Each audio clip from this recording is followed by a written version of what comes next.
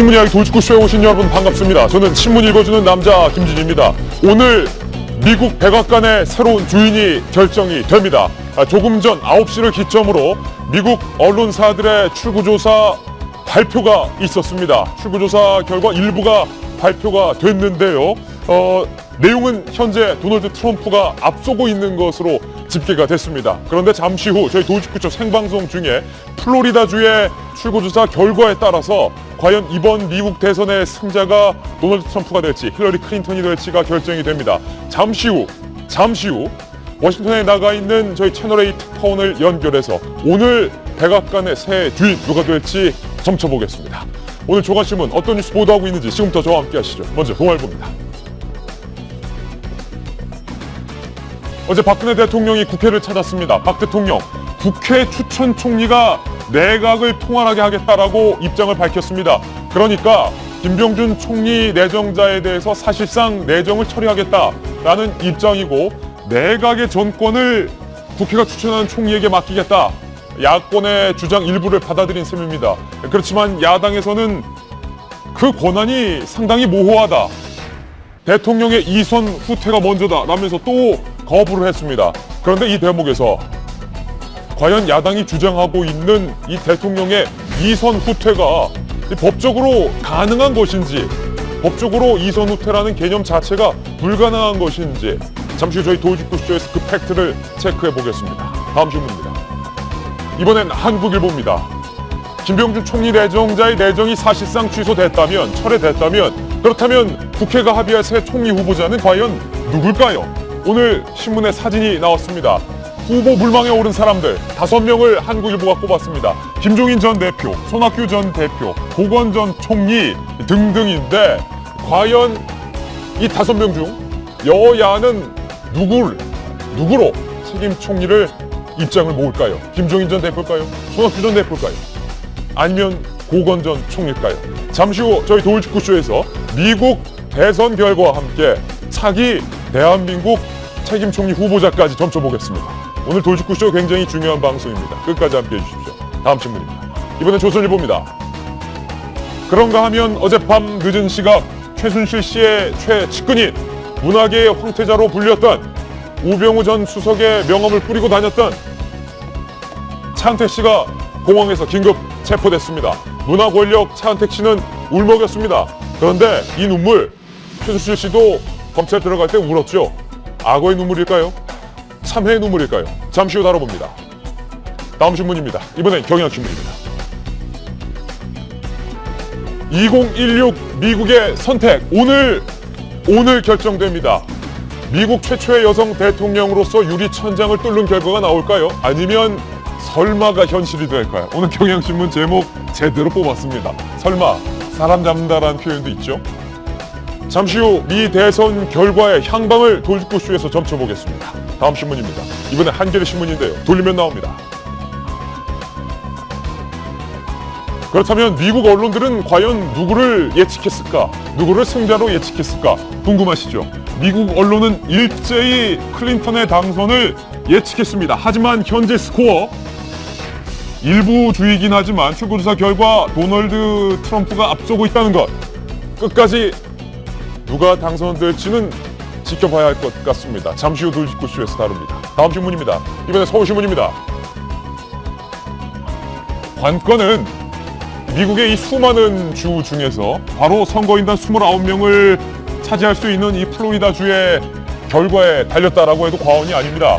플로리다주는 지금 보시는 것처럼 경합주로 표시되어 있습니다. 다른 주들은 트럼프가 우세하다, 또 다른 주들은 힐러리가 우세하다지만 이 플로리다를 잡는 사람이 사실상 백악관의 주인이 될 가능성이 높습니다. 이 플로리다주의 출구조사 결과는 저희 돌직구쇼 생방송 중에 발표됩니다. 잠시 후 미국 CNN 방송 생중계로 연결해서 플로리다주의 출구조사 결과를 돌직구쇼에서 발표하겠습니다. 다음 신문입니다. 이번엔 중앙일보인데요. 역시 돌리면 나옵니다. 한밤중에 귀국한 최순실의 최측근 차은택. 안종범 그냥 조금한다. 알긴 아는데 조금한다. 조금도 그냥 조금한다. 이게 무슨 말입니까? 검찰에서 밝혀내야 될 것 같습니다. 장특 씨가 이렇게 안경테를 바꾸고 울먹이면서 귀국을 했습니다. 이것도 전략인가 의심을 거둘 수 없습니다. 한편 이 최순실 게이트와 관련해서 박지원 비대위원장이 이 재벌로부터 모금을 한 데에는 부두목이 있다 라면서 사실상 최경환 의원을 겨냥한 것 아니냐라는 의혹이 있는데, 박지원 비대위원장 측은 어제 한 라디오와의 전화 인터뷰에서 최경환 의원은 분명히 아니다라고 거듭 밝혔다는 점도 다시 한번 업데이트해 드리겠습니다. 네, 오늘 정말로 중요한 날입니다. 돌직구쇼에서는 미국의 대선 결과를 점쳐볼 거고요. 그리고 대한민국의 차기 총리 후보로 누가 적합한지 또한 점쳐보겠습니다. 여러분께서는 지금 고품격 뉴스토크 신문 이야기 돌직구쇼를 시청하고 계십니다.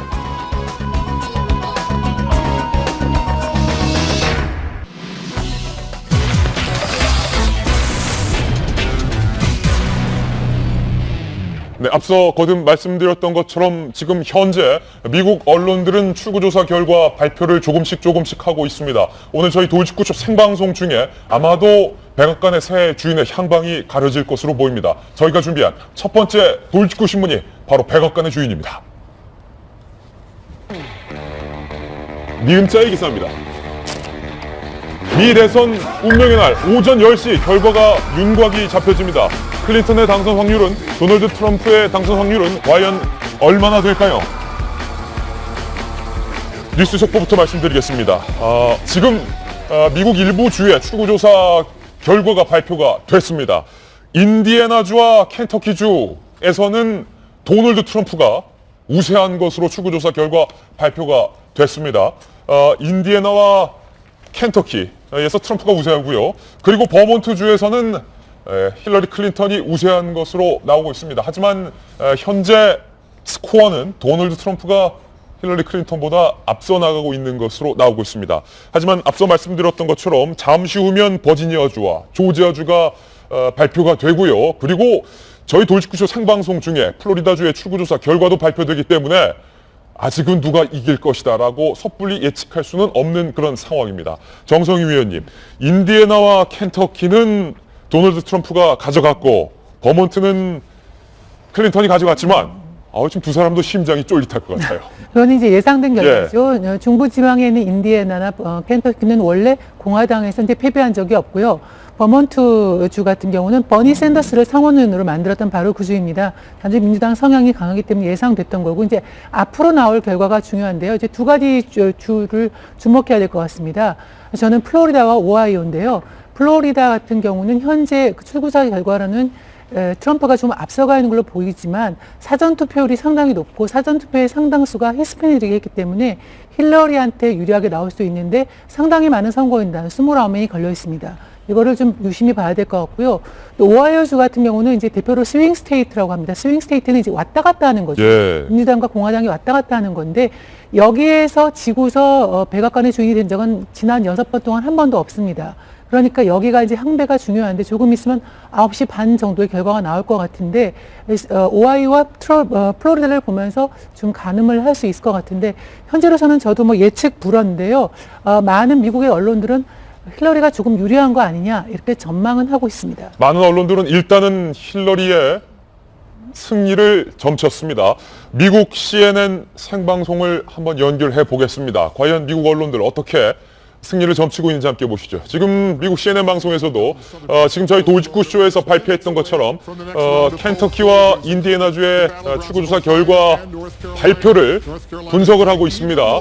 현재 도널드 트럼프가 힐러리 클린턴에 비해서 주 2개 인디애나와 켄터키를 가져갈 확률이 높기 때문에 19대 3, 19대 3은 선거인단 수를 의미합니다. 270명의 선거인단 수를 먼저 확보하는 후보가 이번 미 대선의 승기를 거머쥔다라고 해석을 하셔도 될 것 같습니다. 지금 여러분이 보실 때는 우측이죠. 우측에 실시간으로 두 후보가 확보하고 있는 선거인단 수가 실시간으로 업데이트가 됩니다. 그러니까 미국 CNN과 저희 채널A 돌직구쇼가 생방송으로 함께 미국 대선을 중계하고 있습니다. 워싱턴에 나가 있는 저희 채널A의 미국 특파원을 연결해 보겠습니다. 박정훈 특파원 나와 계신가요?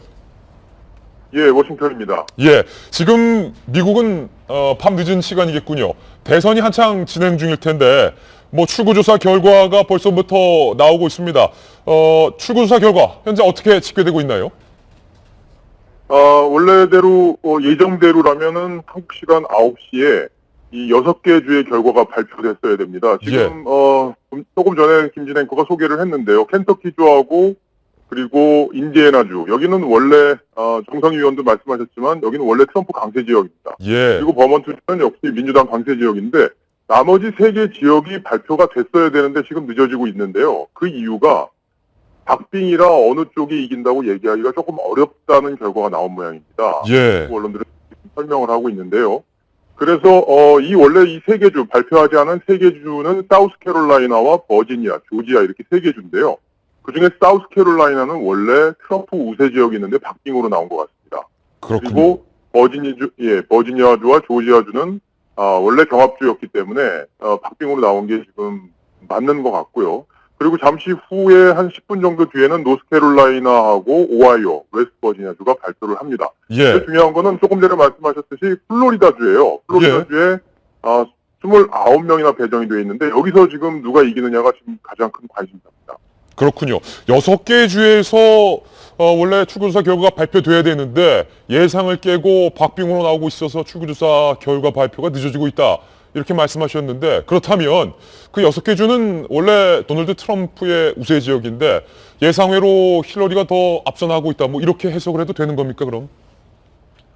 꼭 그렇게 볼 수만은 없는데 그중에 예. 사우스캐롤라이나는 확실히 트럼프 우세 지역이었는데 박빙으로 나와서 지금 트럼프 캠프에서 아마 긴장하고 있을 것 같고요. 예. 그리고 조지아주도 트럼프가 조금 우세한 경합주로 분류가 됐었습니다. 버지니아주는 힐러리가 우세한 경합주였고요. 예. 그래서 이 세계 결과가 일단 나와봐야 하는데 아까도 말씀드렸지만 혹시 그 지도가 준비가 되어 있는지 모르겠는데요.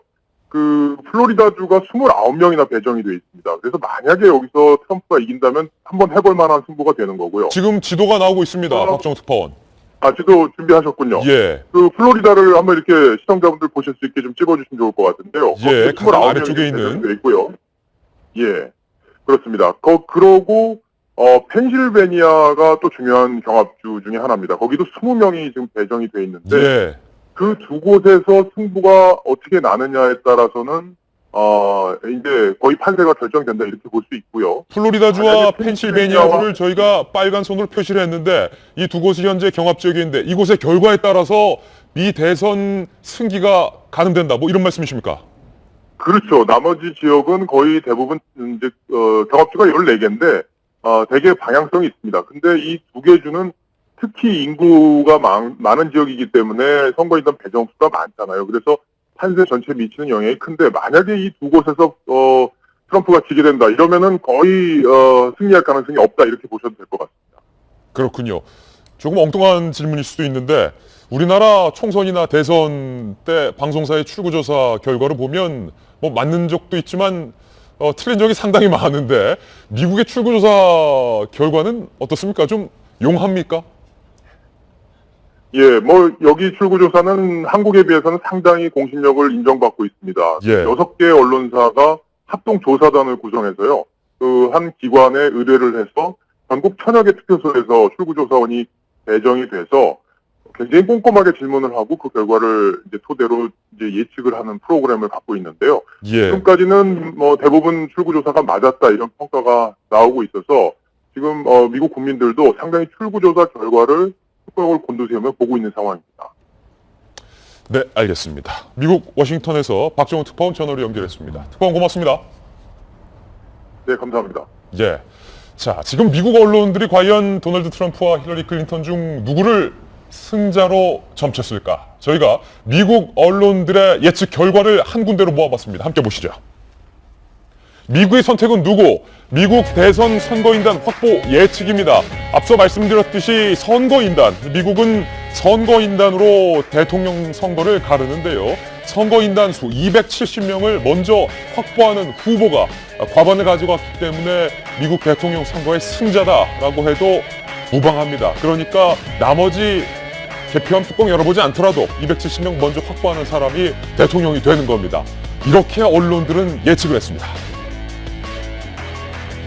리얼 클리어 폴리틱스라는 매체에서는 힐러리 클린턴이 선거인단 272명을 확보할 것이고 트럼프가 266명을 확보할 것이다 라고 해서 클린턴 쪽에 승기를 점쳤고요. 워싱턴 포스트 역시 힐러리 클린턴이 275명으로 승리할 것이다. ABC 뉴스 또한 274대 188 그리고 경합주는 76이 나올 것이다.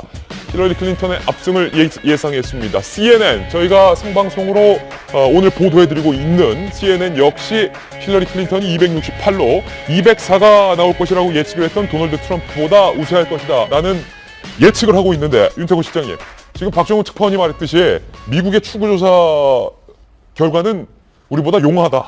그렇죠. 예. 문제는 트럼프가 모든 예측을 깨고 올라온 사람이라는 점입니다. 예. 미국의 대선 역사상이 아니라 뭐 전 세계적으로 볼 때 이런 후보가 없었습니다. 그렇기 때문에 많은 전문가들이 힐러리가 되긴 될 것 같은데 모르겠다. 예. 이런 식으로 나오는 거 아니겠습니까? 특히 이제 플로리다 같은 경우에도 기억하실 거예요. 이게 조지 부시가 예전에 재검표까지 가가지고 이게 재검표를 하다가 대법원에서 5대4로 재검표 중지 명령을 내려가지고 미국의 대선의 향배를 바꾼 그 주 아니겠습니까? 또 선거 불복이 있었군요. 그때 이제 바로 그때 승복을 했죠, 민주당에서. 그리고 지금 이제 마크 루비오가 거기 이제 상원 의원이에요. 근데 루비오 같은 경우에 공화당의 기대주였는데 말하자면은 트럼프한테 묵사발이 난 거예요. 묵사발. 그럼 이제 플로리다 주민들이 원래 공화당 성향이 강한데 당을 따라갈 것이냐. 그런데 이제 우리의 기대주를 이제 밟은 트럼프는 밉다. 이렇게 예. 선택을 할 것이냐. 여기에 이제 크게 달렸다고 볼 수 있는 거죠. 오늘 이계진 전 의원님 나와 계셨는데 이계진 전 의원께서 현역 국회의원 시절일 때 뭐 당의 공식 대변인도 하시고 대선도 치르시고 총선도 치르셔서 상당히 용하실 것 같은데 누가 이길까요? 나는 변두리에 있어서 잘 모르는데 예. 저 두 후보의 심정을 지금 제 선거할 때 생각이 나갖고 예. 계속 웃으면서 봤는데 이 출구조사가 나오면 말이죠. 그거 상당히 길을 꺾어요. 예. 그래서 저 할 때도 출구조사에 지는 걸로 돼 있었어요. 아 그렇습니까? 네. 그래서 제가 이길 거로 생각했던 KBS 중계차가 우리 사무소 앞에 딱 저녁 때부터 있더니 출구조사가 딱 뜨니까 저쪽 후보로 옮기더라고요. 아, KBS 중계차가 그럴 때 또 바로 배신을 하네요. 그래서 KBS 그래서 중계차. 스태프들이 전부 실망이죠. 그걸 보고. 그래서 밥이나 먹으러 가자. 그래가지고 예. 밥 먹고 오니까 뒤집히기 시작하더라고요. 그렇군요. 충청도의 어느 의원은 꽃이 왔었는데 그 출구조사 딱 뜨니까 꽃이 전부 저쪽으로 가더라는 거예요. 예. 그래서 그냥 이제 접근하는데 12시가 넘어서 어치락뒤치락 했는데 12시가 넘으니까 꽃이 다시 오더래요. 예. 갔던 꽃이. 저 두 후보의 심정 저는 잘 아는데 우리는 출구조사 믿기 어렵다 그러지만 미국은 좀 믿을 만하다고 그러잖아요. 예. 근데 이번에는 그것도 사실은 잘 모르죠. 지금 미국의 대선 출구조사 결과 상황 저희가 보도해드리고 있는데 지금 보고 계신 것처럼 힐러리가 최대 격전지인 플로리다에서 역전 우세 성향을 보일 것으로 미국 언론들이 예측을 하고 있습니다. 가능성이 있는 거죠. 예, 힐러리 클린턴이 49.5%, 도널드 트럼프가 47.7% 이렇게 나오고 있는데 플로리다에서 힐러리가 이긴다면 선거인단 29명을 가져가기 때문에 뭐 이 정도 흐름이라면 이기진 전 의원님 좀 분위기가 좀 그런데요. 힐러리 쪽으로 좀 기우는 것 같죠? 예. 근데 이제 사람들이 투표 행위와 또 나와서 조사할 때 답하는 것을 삐딱하게 말하는 경향이 최근에 많이 늘어났어요. 예. 최근에.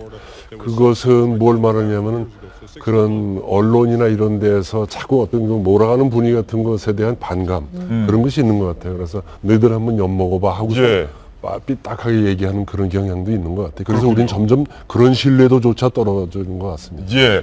지금 저희 못지않게 이 미국 대선의 개표 상황을 숨죽이면서 지켜보고 있을 사람이 있을 겁니다. 북한의 김정은도 미국 대선을 숨죽여서 지켜보고 있을 텐데 김병민 의원님, 예. 김정은의 속마음을 예측하기 어렵지만 이번만큼은 정확하게 속마음을 우리가 꿰뚫을 수 있는데 네. 김정은은 도널드 트럼프를 응원하고 있을 것 같아요. 차라리 트럼프가 낫다라는 거죠. 예. 그리고 김정은 자기도 전 세계에서 봤을 때 굉장히 우스꽝스러운 지도자지만 트럼프도 김정은 못지않게 우스꽝스러운 지도자이기도 하고 일단 뭐 굉장히 국제 외교적 정세를 따져보면 북한의 핵무기 핵실험에 대해서 어찌됐든 힐러리가 당선이 되게 된다면 오바마 정부에 그대로 이어서 강경한 대북 정책을 이어갈 건 자명한 일이거든요. 더 강경하게 힐러리는 할 것이다. 그리고 다만 이제 트럼프가 그동안 줄기차게 외쳐왔던 부분들을 보게 되면은 강건한 우리 그 한미동맹에 관한 부분들 그리고 주한미군에 대한 여러 가지 그 분담금에 대한 부분들을 가지고 늘 얘기를 해왔기 때문에 김정은 입장에서는 차라리 트럼프가 되면서 지금까지 해왔던 이 미국의 정책들이 한번 흔들리기를 굉장히 바라겠죠. 예. 근데 그럴 일은 없을 것 같습니다. 북한은 현재 도널드 트럼프를 응원하고 있다.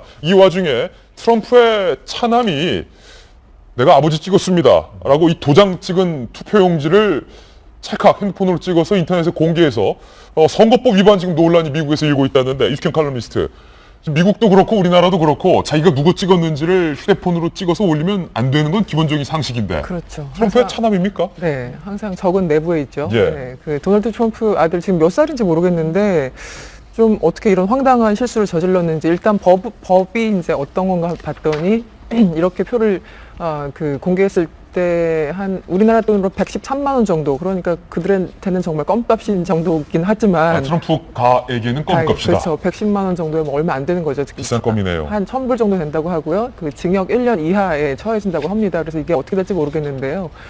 저는 이제 아들의 어떤 저런 걸 보더라도 상당히 이 사람들은 내부적으로 좀 들떠 있는 건 아닌가라는 생각도 들고요.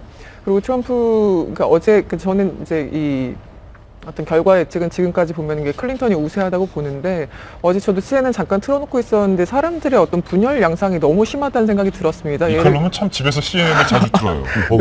그렇죠. 예. 죄송합니다. 네. 할 일이 없었어요. 네. 예. 그래서 이제 틀어놓고 있었는데 이 사람들이 그 사람들 우리처럼 이제 아파트도 물론 있지만 앞에 이렇게 잔디 같은 게 많이 있잖아요. 예. 자기가 지지하는 후보를 이름을 이제 꽂아 놓습니다. 뭐 트럼프면 트럼프, 힐러리면 오. 힐러리. 근데 그것을 서로 이제 마음에 안 드는 다른 쪽에 있는 유권자들이 마음에 안 든다고 그것을 파괴하고 막 뽑아가고 이래가지고 이 사람들이 이제 화가 나잖아요. 주인들 입장에서는. 그래서 예. 나중에는 작은 선을 연결해서 전류가 흐르게끔 만들었다고 합니다. 예. 실제 그 장면을 봤더니 이 전류가 흘러가지고 그걸 뽑으려다가 약간 좀 발작 증세처럼 일으키고 막 이런 장면들이 보이더라고요. 예. 저런 그 장면 하나만 보더라도 이 사람들의 어떤 분열 양상이 얼마나 심한가. 그래서 누가 이기든 이 지금 분열된 것을 회복하는 데는 상당한 오랜 시간이 걸리지 않을까라는 생각이 듭니다. 네. 미국 국민 신분인 그 우주인이 현재 우주정거장 ISS에서 근무를 하고 있는데 윤태곤 실장님 우주정거장에 나가 있는 우주인도 투표권을 갖고 있다고요? 사전투표했다고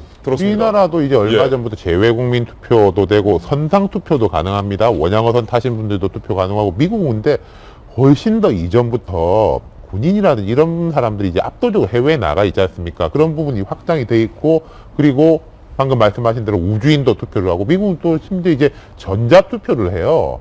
근데 제가 여기에서 약간 부러운 거 하나는 미국이 지금 아주 갈라서 있지만은 그런 뭐 투개표에 대해 가지고는 트럼프를 제외하고는 모두 다 이제 인정을 한다는 거죠. 뭐 예. 우리가 전자투표 한 걸 누가 뭐 몰래 가가지고 고친다 이런 이야기는 지금은 트럼프 후보만 하고 있는 상황입니다. 예, 지금 뉴스 속보가 들어왔습니다. 일부 선거구에서 또다시 출구조사 결과가 발표됐는데 CNN 한번 연결해 보겠습니다. 함께 보시죠. 네, 조금 전 버지니아주의 결과가 발표가 됐는데 버지니아주에서 도널드 트럼프가 우세한 것으로 현재 발표가 됐습니다. 오하이오주는 현재까지 경합인 것으로 집계가 되고 있습니다. 조금 전 CNN을 기점으로 한 미국 언론에서 웨스트 버지니아주의 출구조사 결과를 발표했는데요. 도널드 트럼프가 버지니아주도 가져간 것으로 집계가 되면서 현재 스코어는 선거인단 수가 24대 3으로 도널드 트럼프가 초창기에 상당히 앞서가고 있다라는 말씀을 다시 한번 드립니다.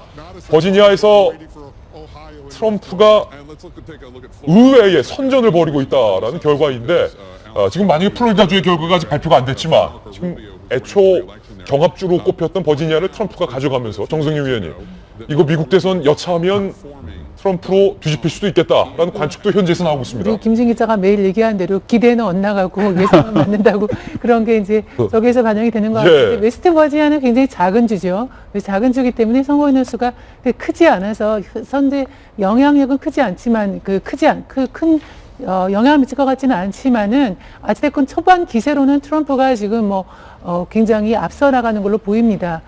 그렇지만 아까 우리가 얘기한 대로 미국에서는 그 선거인단 수가 중요하기 때문에요. 예. 결국은 좀 큰 주, 인구수가 많은 주의 향배에 따라 달라질 것 같고 웨스트 버지니아주의 효과는 뭐 아직은 크지는 않은 것 같습니다. 예, 지금 여러분의 화면 오른쪽에 저희 채널 A에서 이쪽에 채널 A에서 선거인단 출구조사 상황을 실시간으로 업데이트하고 있습니다. 조금 전 웨스트 버지니아의 출구조사 결과가 발표됐기 때문에 곧바로 저희 채널 A에 이 3D CG가 반영이 됐습니다. 24대3 주목해 주시기 바라고요. 오늘의 관건인 플로리다주의 출구조사 결과가 발표되면 저희 돌직구쇼에서 가장 발빠르고 정확하게 뉴스 속보로 CNN 연결해서 상황 전해드리겠습니다.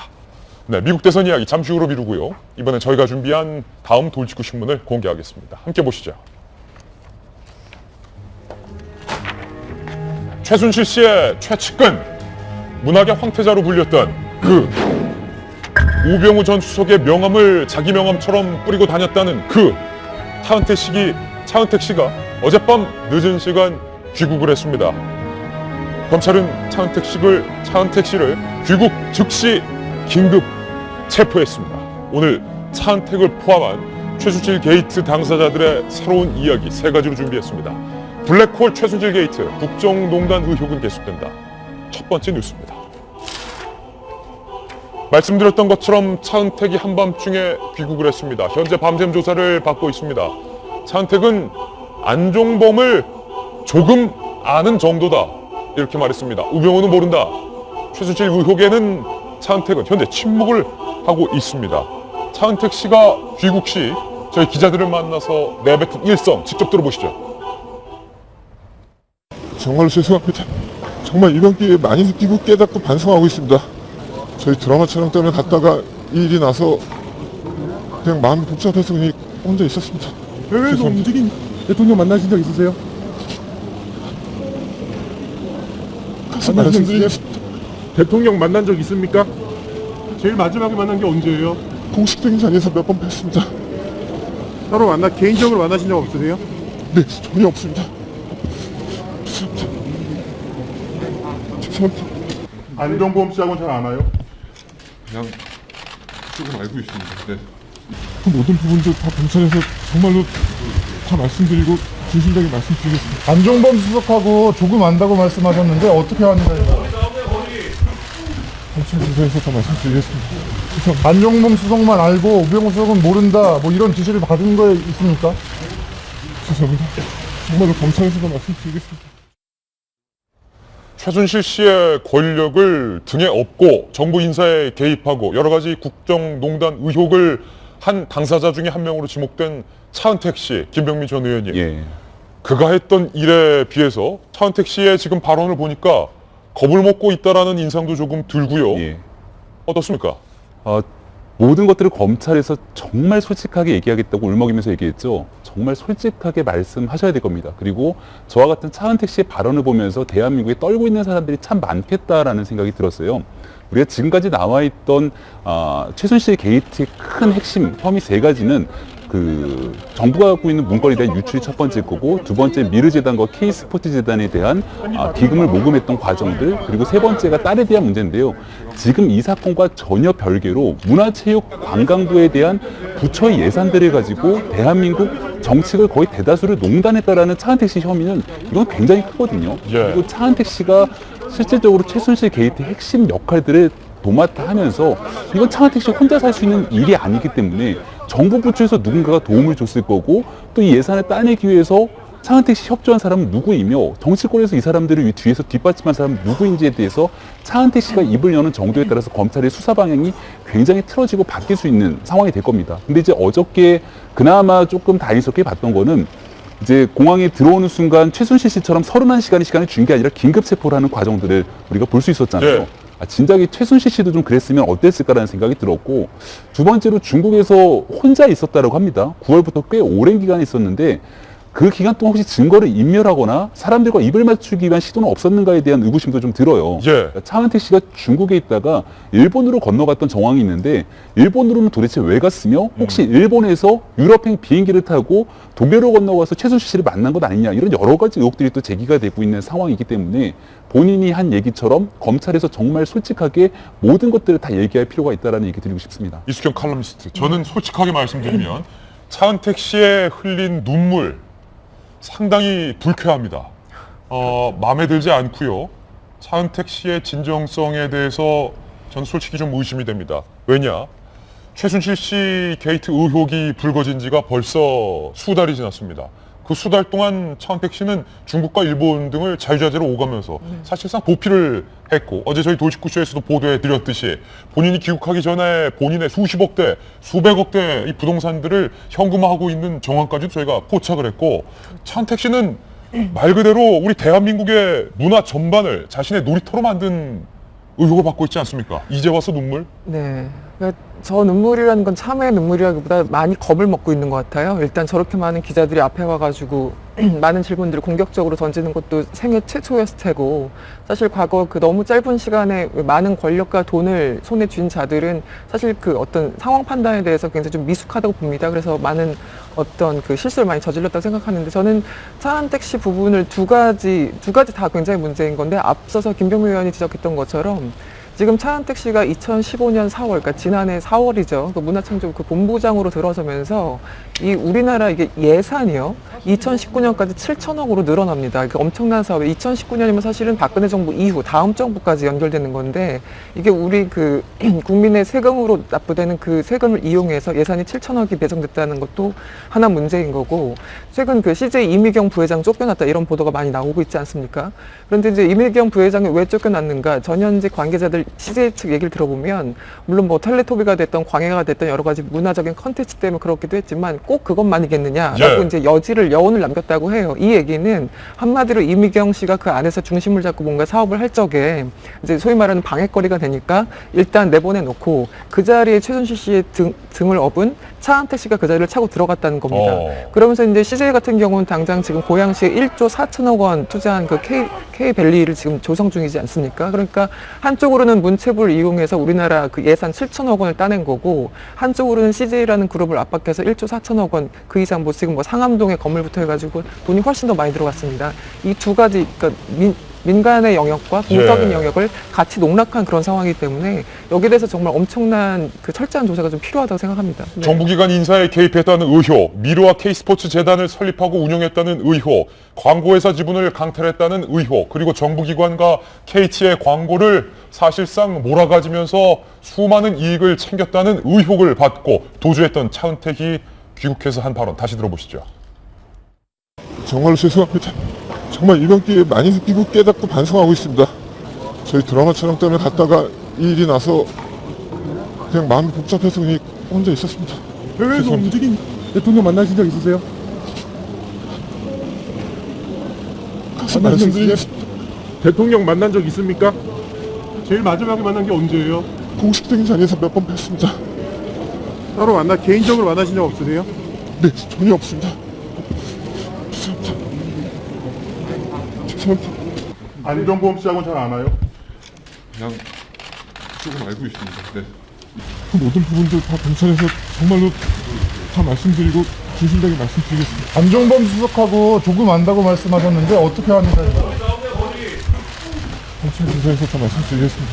죄송합니다. 안종범 수석만 알고 우병우 수석은 모른다, 뭐 이런 지시를 받은 거 있습니까? 죄송합니다. 정말로 검찰에서 다 말씀드리겠습니다. 지금 굉장히 지능적으로 답변하고 있어요. 겉으로는 울먹이고 겁먹은 것처럼 보이지만 민감한 부분에 대해서 교목이 다 빠져나가고 있는데, 이기진 전 의원님, 도주한 것에 대해서 드라마 촬영 때문에 나가 있다라고 둘러댔고, 안종범 수석과 안다고 했는데 어떻게 아느냐에 대해서는 검찰 수사에서 말을 하겠다라고 입을 감췄고, 이 대통령과의 사이와 또 국정농단의 의혹에 대해서도 입 한마디 뻥타지 않았습니다. 아까 김행카가 얘기하신 대로 울음이 웬만하면 저렇게 울면 불쌍해 보이잖아요. 그리고 좀 편들어주고 싶고 전혀 아니잖아요. 예. 그리고 아마 중국에 있으면서 아마 여러 가지 답변 준비하고 다 서로 연락 다 했을 거예요. 뭘로? 대포폰으로 다 짰을 거예요. 예. 저한테 가끔 이상한 전화가 와서 전화 걸어보면은 이 전화는 걸리지 않는 전화라 그래서 뭐 수신 거부는 있지만 걸리지 않는 전화가 뭔가 요즘 생각해 보니까 대포폰이에요 그게. 그러면 중국에 있으면서 필요한 사람들끼리 할 말 다 맞췄을 거 아니에요. 예. 그러면서 아무리 해도 이런 연기에 눈물을 흘릴 수 있을까? 악어의 눈물은 사실 그게 그 음식을 먹을 때 움직이면은 그 턱의 구조에 의해서 침샘이 자극되고 잘못 디자인이 돼가지고 눈물샘까지 자극돼서 눈물이 나온 거거든요. 슬퍼서가 아니라. 그래서 잘 알아요. 네. 그 눈물보다도 못해. 요거는 사악한 눈물이에요. 그거는 생리적으로 어쩔 수 없이 나오는 눈물이라서 악어의 눈물이라고 하지만 이거는 사악합니다. 그런데 대통령을 공식적인 자리에서만 봤다고요? 영동고속도로가 11일에 개통하는데 거기에 건설 국토교통부의 차관이 간다고 그래요. 개통식에. 근데 저 사람이 하는 조그만 행사에 대통령 모시고 뭘 했더라고요. 그게 공식적인 자리에서 살짝 본 겁니까? 이게 다 거짓말 다. 쥐락펴락했고 문화융성하라고 정말 대통령 도와서 문화융성 문화 창달을 위해서 정말 혼신의 힘을 다하도록 가서 일을 해야 되는 거 아니에요? 거기서 돈을 먹어? 이거는 도둑질하러 청와대 들어간 거지. 저거는 정말 말이 잘 안 나오네. 아주 그냥 아주 그냥 용서해서는 안 되는 용서할 수 없는 일입니다. 용서할 수 없는 일입니다. 차은택 씨의 귀국 소식 저희가 전해드렸습니다. 이제 궁금한 건 깃털이 아니라 몸통입니다. 최순실 씨에 대한 궁금증이 남았습니다.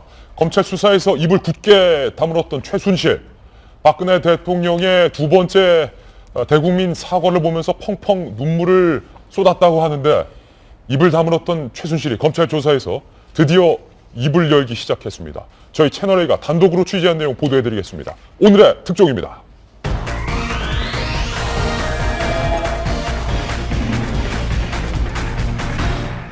네, 오늘의 특종 최순실 게이트 두 번째 정황입니다. 함께 보시죠. 최순실의 입장 변화. 40년 우정이라던 최순실이 검찰 조사에서 국정농단의 책임은 모두 박근혜 대통령에게 있다라고 책임을 떠밀기 시작했습니다. 그렇다면 대통령의 두 번째 사과를 보고 최순실은 왜 눈물을 흘렸던 걸까요? 눈물의 의미가 조금 다른 것 같습니다. 배준우 기자가 단독으로 취재했습니다. 용서를 구하며 검찰청에 들어간 최순실 씨. 국민한테 사람 다쳐요. 하지만 최 씨는 한동안 검찰 조사에서 음해를 당하고 있다며 국정농단을 한 적이 없다고 주장했습니다. 박근혜 대통령의 연설문 등이 담긴 태블릿 PC도 자신의 것이 아니라며 혐의를 일체 부인했던 겁니다. 그랬던 최 씨의 진술 태도가 최근 변했습니다. 박근혜 대통령이 연설문과 정책 문서 등을 봐달라고 먼저 부탁했다며 입을 열기 시작한 겁니다. 박근혜 대통령의 부탁을 받고 연설문 등 청와대 문서를 사전에 열람하고 수정 의견을 개진했다고 인정한 겁니다. 또 최 씨는 나 혼자 국정을 농단한 게 아니라며 억울함을 토로하는 것으로 전해졌습니다. 이렇게 최 씨의 진술 태도가 바뀐 시점은 박 대통령의 두 번째 대국민 사과 직후. 오랜 인연을 갖고 있었던 최순실 씨로부터 도움을 받게 되었고 저 스스로 경계의 담장을 낮추었던 것이 사실입니다. 검찰청에서 조사를 받다가 박 대통령의 대국민 사과 영상을 보면서 눈물을 흘렸던 최 씨. 국정농단의 책임이 박 대통령에게 있다고 주장해 형사처벌을 면하려는 것인지 주목됩니다. 채널A 뉴스 배준우입니다.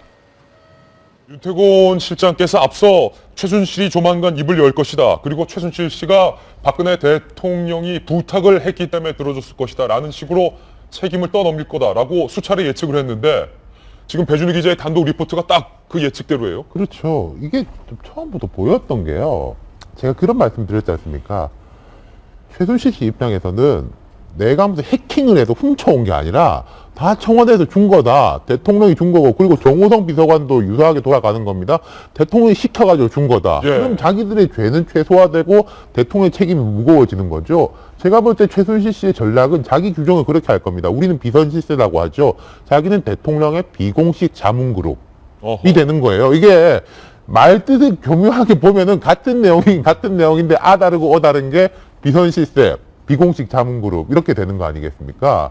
그러면은 저는 어제 이제 대통령 우리 뒤에 이야기하겠지만 국회에 가서 뭐 여러 이야기도 하셨는데 아직은 여의도의 스포트라이트가 갈 때가 아닌 것 같습니다. 여전히 서초동의 스포트라이트가 더 가야 될 때인 것 같고, 이제 검찰이 머리가 아파지는 겁니다. 검찰도 조금씩 그런 이야기를 해요. 기록물 관리법으로는 뭐 엮기가 어려울 것 같다라고 이야기하는데, 검찰이 왜 머리가 아픈 거 아니? 조응천, 박관천 두 사람에 대해 가지고 그때 박 대통령이 국기문란 사건 엄단하라. 그리고 우병우 비서관이 이게 뭐 검찰하고 잘 일을 처리한 걸로 알려져 있는데, 검찰이 그 사람들을 국기문란 혐의로 기소해가지고 1심, 2심 다 졌습니다. 그런데 대법원에 항소해놓고 있어요. 대법원에 항소해놨는데 여기에 대해서는 법리적으로 국기문란, 제가 생각할 때는 그렇게 기소하면 질 거예요. 근데 이러지도 못하고 저러지도 못하는 검찰의 오늘날의 상황은 누가 책임질 거냐라는 거죠. 정성희 의원님, 최순실 씨의 이 입장이 차은택 못지않게 상당히 불편하고 괘씸합니다. 물론 대통령도 잘못이 분명하지만 지난 40년간 박근혜 영해 시절부터 이른바 박근혜 대통령의 등에 업혀서 박근혜의 이름을 팔면서 온갖 부정과 온갖 부당한 이익을 축제해왔고 호가호위를 해왔던 최순실이 상황이 달라지니까 나 혼자 국정을 농단한 게 아니라 박 대통령이 나한테 먼저 부탁한 것이다. 이렇게 그렇죠. 입장을 바꾸네요. 이제 예상됐던 거고 아까 예. 말한 대로 안종범 수석도 나는 최순실을 모른다. 그 두 사람의 고리인 박 대통령한테 책임을 넘겼는데, 그 최순실은 지금 구속돼 있으니까 이 미디어의 이런 내용을 모르지 않겠습니까? 근데 검찰이 일부러 그랬는지 우연히 그랬는지 모르겠지만 박 대통령 대국민 상황을 틀어줬어요. 거기에서 이제 박 대통령 스스로의 입으로 최순실과의 관계에 대해서 정리하겠다는 의사, 또 본인의 잘못을 시인을 했으니까 그것이 본인한테는 지침이 된 거죠. 아, 이제부터는 다 떠넘겨도 되겠다. 다 떠넘겨도 되겠고, 대통령이 다 저렇게 정치적인 책임을 지게 되면 본인의 사법 처리 가능성은 이제 낮아지니까 그걸 이제 간파를 하고 저렇게 한 거고요. 또 한 가지 제가 중점적으로 생각하는 거는 이런 말을 했습니다. 나 혼자 국정을 농단한 게 아니다라고 억울함을 토론했다고 하는데, 그 국정을 농단했다고 대통령은 통치이기 때문에 농단이 아니죠. 나 혼자 한 게 아니다라는 것은 본인이 이런 일을 하는데 도와준 그룹이 있다는 걸 시사할 수도 있다고 저는 생각이 듭니다. 예컨대 저기 최순실이 관심이 많았던 문화나 스포츠에 대해서 이리저리 뭐 개입을 하고 했던 것들은 이미 밝혀진 대로인데, 거기 들어가면 문건을 보면은 최순실이 도저히 감당할 수 없는 그런 것도 많이 들었어요. 해외 순방이라든가 대성공단 폐쇄 관련이라든가 그런 걸 보고서 누군가가 자문했던 그룹이 있지 않겠습니까? 네. 저는 검찰이 최순실이 그 대통령의 어떤 정책에 대해서 자문했던 최순실의 자문 그룹도 저는 캐내야 된다고 생각합니다. 그런 거에 대해서도 책임이 나 혼자 한 게 아니다라는 부분이 그런 부분까지 들어가야지 않나, 이런 생각을 해봅니다. 김병민 의원님, 적어도 지난 40년간 박근혜 대통령을 팔아서 수백억 대 수천억 대의 재산을 불려온 최순실이라면 적어도 검찰 조사에서 대통령은 아무 잘못이 없습니다. 잘못이 있다는 거 다 아니까 제가 잘못한 겁니다. 제가 박근혜 대통령을 홀렸고 제가 수천억 대의 재산을 형성했습니다. 적어도 40년의 의리가 있다면 이 정도 발언을 할 줄로 제 기대가 너무 높았던 건가요? 그렇죠. 아니, 그런 최소한의 양심 있는 사람이라면 대통령이 이 지경까지 오도록 국정을 농단했겠습니까? 저는 오히려 지금 나와서 현재 본인이 부인하고 있는 것들은 아주 작은 혐의에 불과하다고 봐요. 이거는 결국 대통령 연설문을 비롯해서 이런 청와대의 기밀을 유출했던 부분들인데, 이건 지금 대통령 기록물 관리법 위반으로도 사실 처벌하기가 어렵다는 부분 아니겠습니까? 근데 문제는 이게 아니라 미르재단과 K스포츠재단의 돈을 일단은 기업들로부터 모금하는 과정에서 얼마나 영향력을 행사했고, 거기에 한 발 더 나가서 롯데나 SK 기업들한테 돈 더 달라고 막 요구해서 뜯어온 거잖아요. 네. 이것도 대통령이 시킨 건가요? 전 검찰이 좀 이것 좀 물어봤으면 좋겠어요. 최순실 씨, 이것도 대통령이 시켜갖고서는 롯데에 돈 더 뜯으라고 그래서 뜯는 겁니까? 그리고 예를 들어서 지금 오늘 차은택 씨가 들어온 게 저는 완전히 국면 전환이 되는 부분이라고 생각했던 것들이, 차은택 씨가 있었던 이유는 차은택 씨가 대한민국 정부에서 사실상 문화융성위원회 위원으로 활동하고 창조경제추진단장으로 민간에 있던 사람이 공적인 영역에 들어오고, 공적인 영역에서 대한민국 정부의 정책을 농단하고 그 예산들을 뻥튀기 시키면서 사적인 이익들을 다 챙기게 뒷배를 봐준 사람이 최순실 씨 아닙니까? 이것도 마찬가지로 대통령이 지시해서 시킨 건가요? 저는 이런 것들을 좀 물어보고 싶은데, 최순실 씨가 갖고 있는 혐의들에 대해서 앞으로 조사가 무지하게 많이 진행이 되겠죠. 그 과정에서 어저께 했던 얘기 중에 이 한마디는 꼭 좀 더 앞으로 밝혀졌으면 좋겠는 게, 나 혼자 한 게 아니다. 저는 이 말은 사실로 100% 정확한 팩트로 보여주는데, 최순실 씨 혼자 국정 농단할 수 없다는 걸 정확히 잘 알고 있습니다. 그리고 차은택 씨 혼자서 절대로 이 많은 엄청난 사업들에 개입해서 국가를 농단할 수 없는 것도 분명한 사실일 텐데요. 그렇다면 지금이라도 국민 앞에 조금이라도 일말의 양심이 있으면 누구와 함께 국정을 농단했는지에서 솔직하게 밝히죠. 예. 이기진 전 의원님, 이 정도밖에 안 되는 사람을 우리라곤 단 눈꼽만큼도 없는 이 정도밖에 안 되는 형편없는 사람을 박근혜 대통령이 지난 수십 년간 의지해왔던 그러니 겁니다. 말이죠. 근데 나 혼자 국정농단을 한 게 아니다라는 그 말에 모든 것이 다 들어있네요. 지금 얘기 들어보니까. 지금 우리 함께 나와서 말씀하시는 분들의 얘기에 정말 동의합니다. 저 사람 그럴 능력 못 되는 사람이에요. 시정 잡배 비슷한 사람들인데 이 사람이 국정농단 했다는데 초점을 몰다 보면 나중에 결국은 이 사람이 아니라는, 별로 죄 없네라는 거 될 거예요. 오히려 자잘하게 이속을 챙기기 위해서 했던 범죄 쪽으로 몰아서 우리가 초점을 맞춰서 봐야 되지 않겠는가. 뭐 하다못해 인사 문제, 최근에 젊은이들이 함께하는 그 국악방송 사장 인사까지 제가 조금 낌새 챙겨 있어요. 거기 국악 전문인이 사장을 하고 있었거든요. 예. 근데 그 사람이 연임되는 걸로 알았었는데 누가 세 분이 왔다고 저한테 프로그램을 하자고 연락이 왔어요. 그래서 저는 시간이 없어 못합니다 하고 말하는데 어제 오늘 나오는 얘기 들어보니까 그런 것까지 국정농단까지는 자격이 안 되는 사람 같고 용량이 정말 여기저기서 많이 해먹은 것 같아요.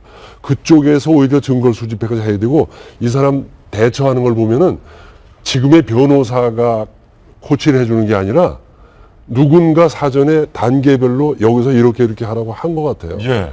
그래야 이 사람이 빠져나갈 수 있게, 그리고 그 가르쳐준 사람도 빠져나갈 수 있게 한 것 같아요. 국정농단 나 혼자 한 게 아니다. 이게 그냥 나온 얘기 아닌 것 같아요. 예. 검찰이 명명백백하게 수사를 해서 더 이상 대한민국이 최태민, 최순실의 망령에 시달리지 않을 수 있도록 검찰이 조금 더 수사를 예리하고 날카롭게 해야 될 것 같습니다. 세 번째 의혹입니다.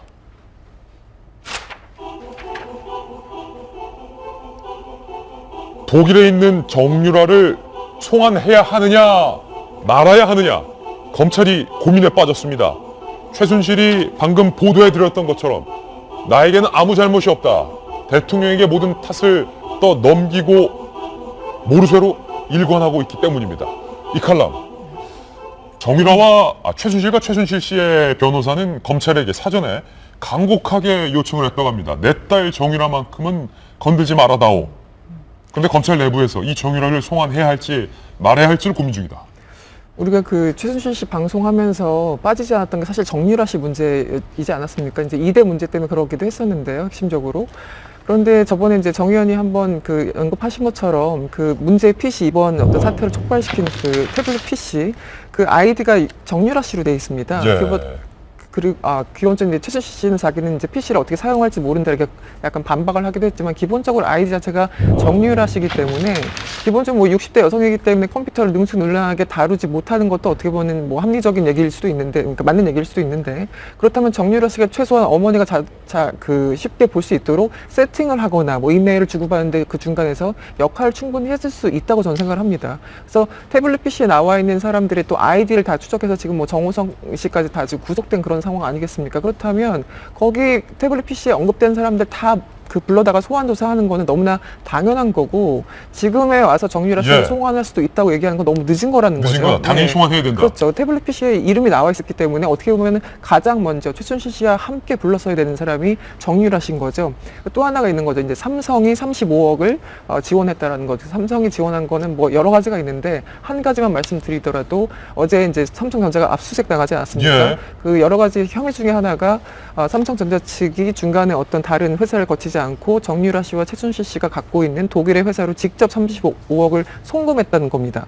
그렇다면 이것이 과연 이제 어떤 돈의 성격을 봐야 되는 거죠. 이게 어떤 대가성이 있는 것인가, 직무 연관성이 있는 것인가, 그리고 최순실 씨의 어떤 압박에 의해서 어쩔 수 없이 낸 것인가, 여기에 대해서 돈의 성격 규정하는 게 굉장히 중요한데요. 그 승마 부분, 그리고 뭐 PC 부분, 그리고 이제 계속 문제가 됐던 이화여대 특혜 부분, 이 세 가지 엄청나게 많습니다. 정유라 씨 당연히 소환해야죠. 정유라 송환해야 된다. 어제 삼성전자 관계자들을 좀 제가 취재했는데 정성희 위원님 상당히 침통한 분위기더군요. 갤럭시 7 결국에는 두 차례의 폭발 논란으로 사업을 접어서 안 그래도 침통한데 압수수색까지. 삼성전자는 본인들은 이제 최순실한테 당했다, 속았다 이렇게 생각하는 것 같아요. 왜냐하면 사실 삼성은 모든 스포츠 사업에서 손을 떼고 있는 그 마당인데 승마협회는 약간 울며 겨자 먹기로 억지로 이제 받은 상황에서 그 금메달 리스트에 대한 지원 사업, 소위 비인기 종목에 대한 지원을 하라는 이유로 했는데 잘 알아보지도 못하고 비덱 스포츠를 통해 가지고 35억을 송금을 하고 삼성전자 간부가 독일까지 가가지고 그 들러리를 선 적에 대해서 명확하게, 그러니까 제 생각으로는 속았다라고 하기에는 항상의 시스템이 너무 허술하다는 그런 비판에 면치 못할 것 같아요. 예. 그래서 그런 측면이 있는 것 같고, 아까 정유라 씨 소환에 대해서 한 말씀만 더 붙이자면, 얘기를 아까 했죠. 35억 송금이나 PC의 이름이 정유라가 아니라 정유연. PC의 소유자 이름이기 때문에 당연히 소환을 해야 되고요. 지금 나이가 소환해야 된다. 미성년자가 아닙니다. 그 페이스북에 고3 때 뭐 돈 없으면 니네 부모를 원망해 라고 할 글을 올릴 때만 해도 고등학교 3학년이었지만 지금은 아기 엄마예요. 적은 나이가 아니기 때문에 자기 생활에 책임을 져야 되고, 또 한 가지 이유는 그 청와대를 그 무시로 아까 얘기했지만 그 엄마와 함께 드나들었다는 그런 정황이 좀 나오고 있거든요. 아, 정유라 씨까지도 이른바 청와대 프리패스. 그거는 이제 우연찮게 나왔는데, 이제 정유라가 정유연이라고 활동할 때 이 친구가 독일 우리 증거에서 나오지만 개나 강아지나 동물을 굉장히 좋아했던 것 같고, 예. 그래서 말도 타지 않았겠습니까? 실제로 뭐 아이를 불결한 동물과 같이 키운다는 거로 독일 복지부에 조사를 받았을 정도로 강아지를 좋아하는데, 아마 개와 강아지를 좋아하는 그런 애견인 모임에서 그 아이들을 써서 활동을 했던 것 같은데, 어허. 그런 거기에서 뭐라고 얘기를 한 게 있냐면은, 서로 대화를 나누다가 그 소위 말해서 그 강아지들을 입양하고 파양하는 그런 거에서 상당히 비판을 하면서 대통령이 이제 개를 키우는 강아지에 대해서 얘기를 한 게 있는데, 이런 얘기를 한 게 있어요. 대통령 본인 개도 관리를 못 하시던데 진짜 한국 가서 그 좁은 데에 예. 작은 애들이 메가리 한 개도 없이, 말도 좀 천박하게 합니다. 예. 한 개도 없이 뭐 오니월 팥빙수 마냥 퍼져 있는 거 보면은 어허. 뭐 눈물이 나대요. 이 이런 글이 식으로. 정유연이 올린 것이 아니냐라는 강한 그런 의혹이 있는 거죠. 제기된 저는 거죠. 이제 의혹이 아니라 훨씬 더 강하다는, 네. 실제로 쓴 게 맞다는 그런 식으로 이제 확신을 가지고 있는데, 그래도 입증된 건 아니니까 그런 이제 글이 올랐다가 이제 나중에 삭제됐다고 하는데, 청와대에 직접 들락거리지 않고서는 그런 말 할 수 없다 이거죠. 그렇게 보이는 진돗개들의 거죠. 상태에 대해서. 이 정유라 학생이 얼마나 개나 강아지에 대해서 좀 이렇게 공감하는 능력이 좀 뛰어나고 좀 아꼈는가를 보고, 또 이렇게 직접 보지 않은 이런 상황으로 봐서 최순실뿐만 아니라 또 최순실이 그동안에 정유라나 장시호가 박근혜 대통령을 그네 이모라고 불렀다는 그런 주변의 증언까지 있는 걸 보면은 좀 이렇게 사인으로 들락거리지 않았는가 하는 정황이 나오고 있어서, 이렇든 저렇든 검찰은 좀 이거에 대해서 조사를 해야 된다, 소환을 해야 된다라고 저는 생각을 합니다. 한 나라의 대통령을 누나 혹은 이모라고 부르는 사람들은 뭐가 했든 잘못된 건 분명한데, 윤태곤 실장님, 최순실 씨와 그의 딸 정유라 씨가 단골로 가던 한 성형 병원에 또 문제가 되고 있는데, 이것도 무슨 얘기입니까? 어제 이제 JTBC에서 이제 단독 보도를 했는데요. 그 어떤 이제 성형외과가 뭐 옛날부터 이상한 소문이 좀 있었던 곳이에요. 근데 이제 그 제보를 받고 이제 가본 모양입니다. 그러니까 이제 환자 명단에 이제 유연, 뭐 최 이렇게 적혀 있으니까 이 최순실 씨 모녀가 이제 단골로 했던 업체인데, 뭐 단골로 성형외과 업체가 있을 수 있죠. 그런데 뭐가 문제인고 하니, 이 성형외과가 그렇게 큰 병원도 아닌데 대통령 해외 선방의 경제 사절단으로 하고, 여기서 만든 이제 의료 뭐 화장품 관련 업체도 그쪽으로 넣고, 대통령이 이제 그 행사를 이제 계속 밀어주고 여러 외국에 다니고, 그래서 여기가 이제 그걸 광고로 삼아가지고 무슨 면세점까지 진출을 하고, 그리고 참 여기서 더 황당한 게 조원동 전 수석이 윗선의 지시로 거기를 챙겼다는 거 아닙니까? 조원동 전 수석은 정통 경제관료예요. 안종범 수석 같은 경우에야 뭐 캠프 출신이라고도 할 수 있지만은, 이 정통 경제관료가 CJ에 전화해가지고 협박해야 되죠. 그리고 이 성형외과 챙겨야 되죠. 이 사람이 참으로 바쁘고 너무나 일이 많았구나. 그리고 조원동 전 수석이 자기 지인들한테 말한 거는 이걸 제대로 못했다라는 이유로 나도 밀려나갔다. 이 재밌는 게요. 안심하고. 경제수석을 지내면은 이게 뭐 꼭 좋은 일은 아니지만은, 어디 이제 금융 관련 공기업이라든지 잘 못 나가면 한 공기업 정도고 잘하면은 장관 정도거든요. 조원동 전 수석은 그 이후로 그냥 야인입니다. 야인. 그런 일까지 했을 때 이분이 어떤 자괴감을 느꼈을까. 지금 뭐 문화부 관료들도 그런 이야기를 하고 있는 거 아니겠습니까? 그래서 특히 이제 뭐 이런 미용, 뭐 성형외과 이런 거는 되게 민감한 부분들이잖아요. 그리고 대중에 대한 휘발성이 높고, 그래서 이거는 이제 일이 이대로 안 끝날 것 같습니다. 예. 지금 정유라 씨를 둔 의혹이 계속해서 보도가 되고 있는 상황인데, 이기진 전 의원님, 정유라 씨까지 소환해야 되겠습니까? 아유, 참 부끄러운데. 예. 아니, 불러들이고 뭐 해결하려면 빨리 하지. 무슨 시간 줘갖고 도망갈 거, 지울 거 다 지우고, 이 말 맞출 거 다 시간 주고, 뒤늦게 뭐 하는 거, 이것, 그런데 제가 지금 하고 싶은 얘기는 그게 아니고, 정통 관료 출신인 그 사람까지 그런 짓을 했다. 그럼 대통령은 그 지경이 되도록 아마 그거 몰랐을 수도 있어요. 그러면 감찰관인가 뭐 있었다면서요? 거긴 도대체 뭐 한 거예요? 예. 감찰관이라는 사람들은 뭐 한 거예요? 아니, 거기서 화가 나네, 진짜. 예. 정유라 씨 송환 논란까지 최순실 게이트 세 가지 측면 저희가 심층적으로 다뤄봤습니다. 미국 대선 개표 상황이 치열합니다. CNN을 비롯한 미국 각종 언론들이 트럼프와 힐러리와 트럼프의 출구조사 결과 발표를 앞다투어 보도하고 있습니다. 결과가 뒤집혔습니다. CNN 연결 보겠습니다. 지금 여러분께서 보실 때에 우측에 저희 채널A에서 선거인단 수에 대해서 컴퓨터 그래픽으로 보도를 해드리고 있습니다. 힐러리 클린턴이 선거인단 수 68명을 확보했고 도널드 트럼프는 48명을 확보한 것으로 출구조사 결과 반영이 됐습니다. 다시 힐러리가 도널드 트럼프를 앞전하고 있는 것으로 역전이 됐습니다. 일리노이주와 매사추세츠, 뉴저지, 메릴랜드는 힐러리 클린턴이 압승을 하는 것으로 출구조사 결과 발표가 됐고요. 오클라호마와 미시시피주 등은 도널드 트럼프가 이기는 것으로 현재 출구조사 결과가 발표가 됐습니다.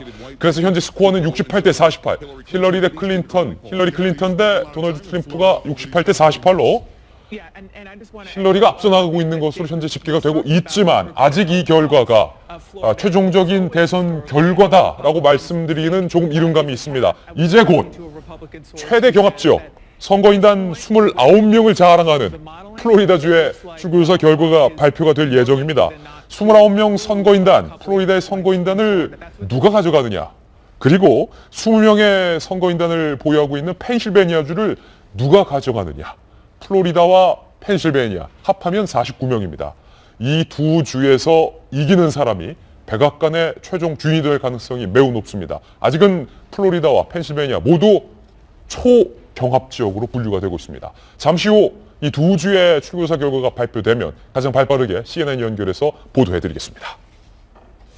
미국 정치와 한국 정치를 여러분께서는 동시에 진단하고 계십니다. 저희가 준비한 다음 돌직구 신문을 통해서 다음 뉴스 만나보시죠. 시차가 느껴진다. 네, 세 번째 돌직구 신문입니다. 한국 정치로 돌아오겠습니다. 국내 정치에서는 총리가 누구냐, 이게 관심입니다. 미국 정치에서는 대통령이 누구냐고, 한국 정치는 총리가 누구냐. 지금 여러분께 보여드릴 수는 없지만 스튜디오에서 제가 보이는 두 개의 모니터, 한쪽은 돌직구쇼 모니터, 다른 한쪽은 CNN 모니터가 방송이 되고 있다는 사실 말씀드립니다. 국내 정치 이슈에서 오늘 저희가 다뤄볼 것은 크게 세 가지 주제입니다. 첫 번째 주제, 야권이 주장하는 대통령의 이선 후퇴. 이게 말이 이선 후퇴인데 과연 법적으로 가능한 것이냐? 이선 후퇴면 대통령이 외치만 하고 내치는 총리에게 위임을 하자는 것이냐? 아니면 내치와 외치 모두 총리에게 위임을 하자는 것이냐? 야당 내에서도 노선 정리가 안 돼 있습니다. 이 이선 후퇴가 가능한지부터 저희가 체크를 해보겠습니다. 정성희 위원님, 어제 대통령이 국회를 찾았지만 야당에서는 대통령을 비판하면서 이선 후퇴를 하라라고 말을 했는데 야당이 말하는 이 이선 후퇴 법적으로 가능합니까? 법적으로는 지금 이선 후퇴가 이제 크게 나눠서 두 가지로 나눌 수 있겠습니다. 이제 내치하고 이제 외교죠. 외교에 대해서 내치를 총리가 전담하는 건 거의 뭐 이견이 없습니다. 근데 외교 부분에 있어서도 지금 현실적으로 대통령이 외교를 하는 게 가능하냐는 얘기가 있는 게 실제로 에이펙 회담에 대통령이 가지 않고 총리가 가기로 돼 있고요. 사실 그 국가적인 망신이라고 하면은 외국에서 더 심하기 때문에 사실 대통령이 현재 이런 자격으로 외교를 뭐 예를 들어서 한중일 정상회담을 한다. 이게 좀 실제로 어려워 보이는 측면이 있어서 그거에 대한 이제 논란 정리가 필요하고 그런데 이제 문제는 가장 이제 중요한 문제가 그겁니다. 국군 통수권은 헌법상 대통령만 가지로 돼 있거든요. 예. 그러면은 그거는 또 떼서 대통령이 국군 통수권만 이제 가지고 나머지 외교 부분을 또 총리에게 넘겨주셔야 되느냐. 여기에 대해서 개념 혼란이 있습니다. 이거에 대해서 이제 대통령이 미리 우리도 언론도 뭐 많은 국민들도 이선 후퇴나 아니면은 봐야 하라 이런 식으로 얘기를 하고 있는데 예. 개념 정리가 안 되는 상황인데 문제는요. 야당도 정리가 안 되는 것 같습니다. 야당도 정리가 안 돼 있다. 본인들도 이선 후퇴라고 얘기를 하는데 그 이선 후퇴의 선이 어디까지냐에 대해서 이제 정리를 못한 상황인데 좀 아쉬운 거는 어저께 대통령이 그렇게 어려운 국회에 발걸음을 했을 경우에 좀 더 명확하고 여기까지라고 얘기를 했으면 이런 혼란이 좀 적어지고 또 수습이 좀 발빠르게 됐을 텐데 대통령이 좀 모호하게 얘기를 함으로써 그 혼란 그 양상을 모두 국회와 국민들이 좀 지게 된 것이 좀 아쉽습니다. 그러니까 대통령도 모호하게 말했고 야당도 모호하게 반대하고 있다. 둘 다가 모호, 애매모호. 대통령도 내가 이선 후퇴 하겠다. 총리에게 어느 권한까지 주겠다라고 정확하게 밝히지 않았고 야당도 이선 후퇴가 어디까지인지를 요구하고 않고 있기 때문에 혼란스러운 건 국민만 혼란스러운 건데 여기서 헌법의 한 대목을 조금 짚어보고 가겠습니다. 헌법 76조 2항입니다. 헌법 76조 2항. 대통령은 국가 안위에 관계되는 중대한 교전 상태에 있어서 국가를 보위하기 위하여 긴급한 조치가 필요하고 국회의 집회가 불가능할 때에 한해서 법률의 효력을 가지는 명령을 발할 수 있다. 야당이 주장하고 있는 이선 후퇴가 과연 어디까지인지 지금 헌법 76조 2항에 따르면 완전한 이선 후퇴는 불가능해 보입니다. 저기 이제 비상사태를 가정한 거 아니겠습니까? 지금 이제 비상사태인 거고요. 지금 헌법 해석도 다 헷갈리는 거고, 이 야권 일각에서 이야기한 사람들이 이건 거죠. 제일 깔끔한 거는 하야나 탄핵이다. 왜냐하면은 하야나 탄핵은 헌법에 거기에 대한 규정이 있습니다. 근데 예. 지금 이거는 하야 탄핵도 안 하고, 뭐 하기 어렵고 그렇다고 대통령이 아무 일도 없던 듯이 국정 운영도 하기 어렵고 중간에 뭔가를 찾으려고 하니까 계속 일이 꼬이는 거 아니겠습니까? 단적인 예로 이런 게 있을 거예요. 지금 미국 대통령 선거하고도 연결이 되는 거예요. 미국 대통령 당선자가 생기면은 세계 주요 국가한테 전화를 합니다. 한국이 그래도 우리가 뭐 이리저리 말은 많지만은 국방력, 경제력, 인구까지 합쳐서 종합 한 10위권에 드는 국가로 보통 보거든요. 지난 오바마 대통령이 당선자 신분 때 이명박 대통령한테 9번째인가로 전화를 했을 거예요. 그 앞에 대통령들도 마찬가지고 그게 관행입니다. 지금 과연 이번에 미국에 당선되는 대통령이 박근혜 대통령한테 전화를 할까요? 저는 잘 모르겠습니다만은 뭐 힐러리가 당선이 된다면 더 하기 어려울 겁니다. 왜냐하면 힐러리 같은 경우에는 후방 에버딘이라는 측근한테 뭐 전횡 논란이 있기 때문에 미국에서 최순실 이야기도 나온 상황이라 어려울 거예요. 이러면은 이게 지금 상징적인데 이 박 대통령한테 우리가 잘 합의를 본다 하더라도 외국에서 인정을 해줄 거냐 이게 문제가 되는 것이고 제가 짚고 싶은 거는 김진 앵커 말씀하셨지만 어저께 문제예요. 어저께 두 가지 지점을 이야기하고 싶은데 대통령이 어렵게 국회에 가셨습니다. 전 잘하신 거라고 봐요. 그러면은 조금 허심탄회하게 정세균 의장한테 말하면 그게 다 전달되는 거 아니겠습니까? 12분 있었고 두 가지 이야기만 했고 국회 관계자 이야기로는 이 차를 이렇게 내왔는데 뚜껑도 열지 않고 10분 만에 나가니까 찻잔이 계속 따뜻했다. 준비해온 두 가지 발언 외에는 안 하시더라. 대화를 할 의지가 없이 왔다는 거고 그래서 정세균 의장이 좀 명확히 해주셔야 되지 않겠습니까? 라고 하니까 대통령의 답변이 뭐 실질적으로 권한을 부여해서 내각을 통할하는 취지를 잘 살려나가도록 하겠습니다.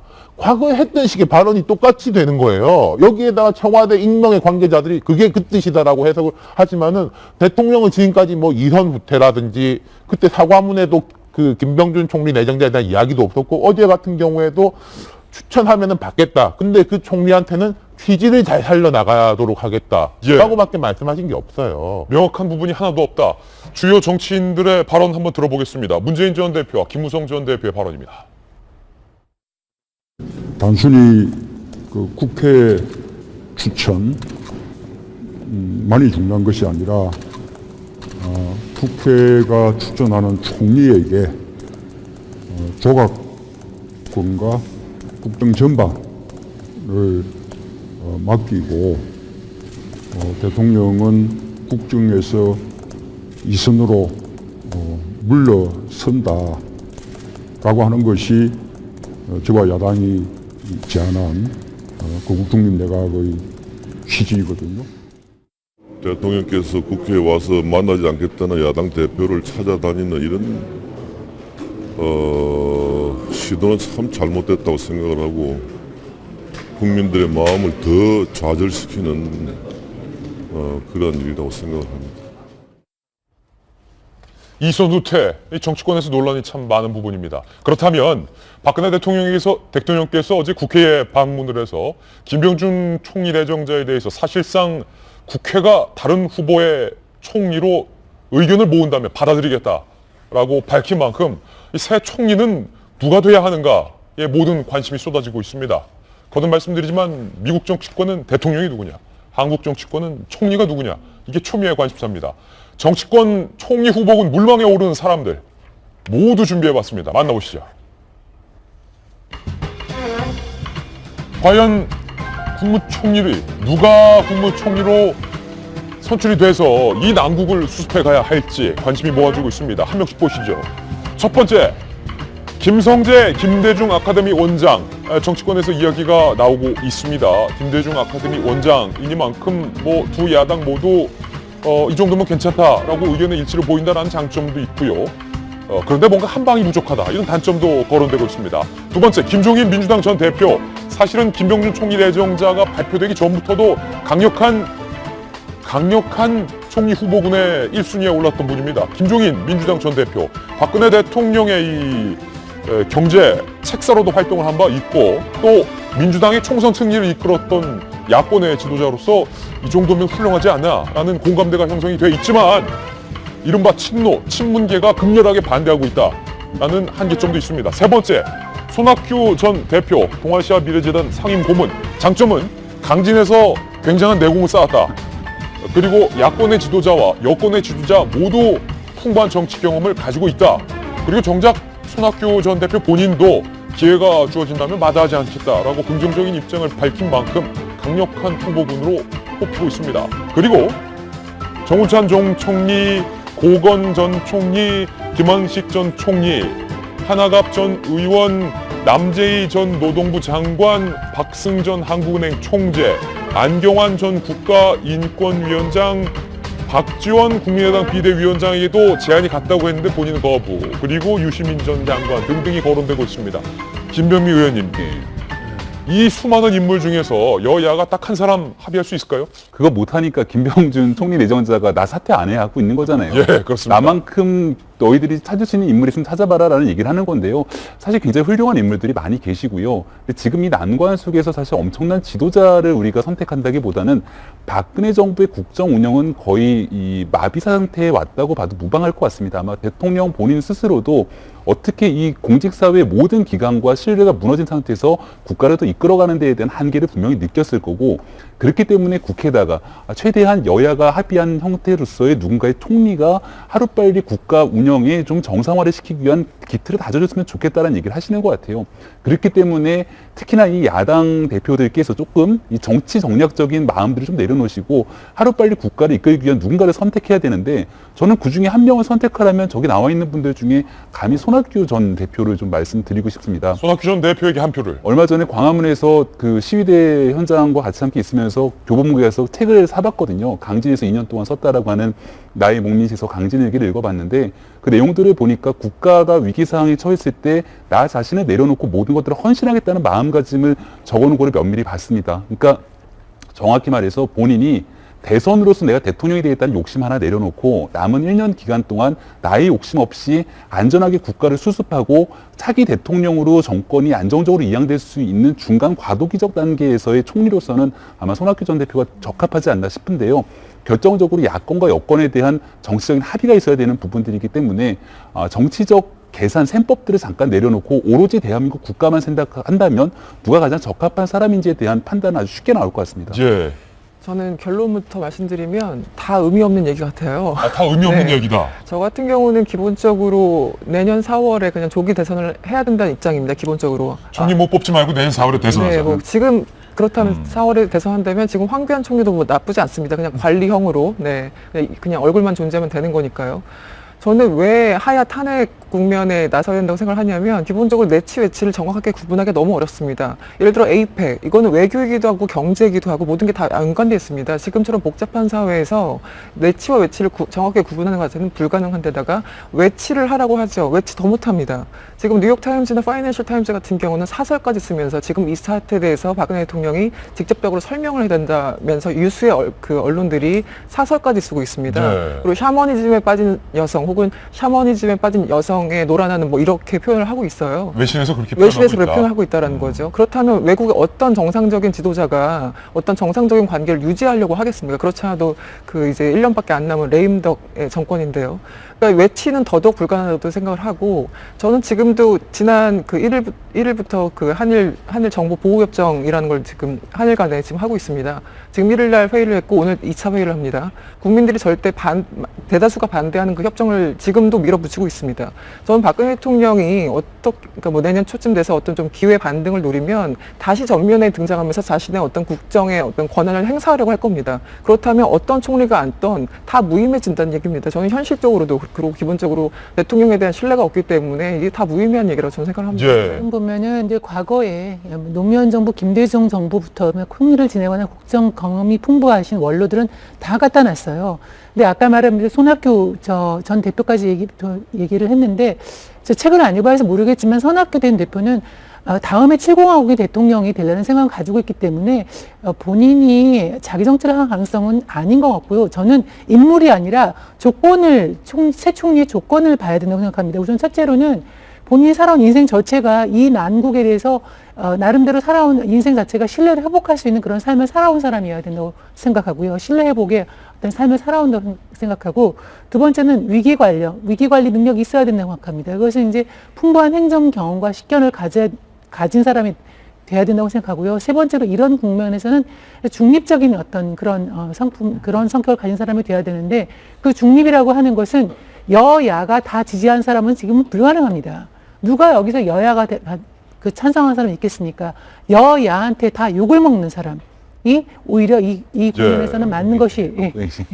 제가 짧게 말하자면요. 저 이숙현 칼럼니스트 생각 약간 다른 게 4월에 대선을 하더라도 총리는 바꿔야 돼요. 왜냐하면은 연말 연초에 대법관이라든지 그 헌법재판관 이런 인사들의 요인도 있고 지금 말하자면 문제가 되는 장관들에 대한 개각 동시에 있어야 되기 때문에 저는 뭐 박 대통령이 어떻게 되든지 아니면 뭐 계속 가든지 어떠든지 간에 총리는 바꿔야 된다. 이건 사실 현실적으로 필요하다는 말씀은 조금 드리고 싶어요. 예, 누가 총리가 돼야 하는가에 대한 질문 시청자 여러분께 드리겠습니다. 저희는 광고 후에 60초 후에 돌아오겠습니다. 잠깐만요.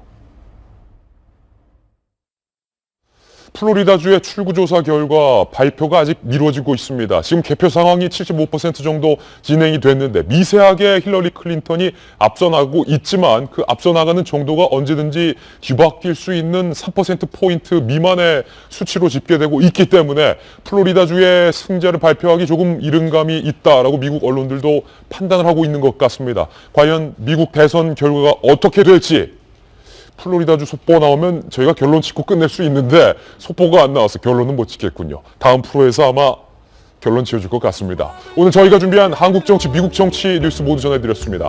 저희는 내일 아침 9시에 더욱더 풍성한 뉴스 들고 인사드리겠습니다. 오늘 하루는 분명 어제보다 나을 겁니다. 좋은 하루 되십시오. 고맙습니다.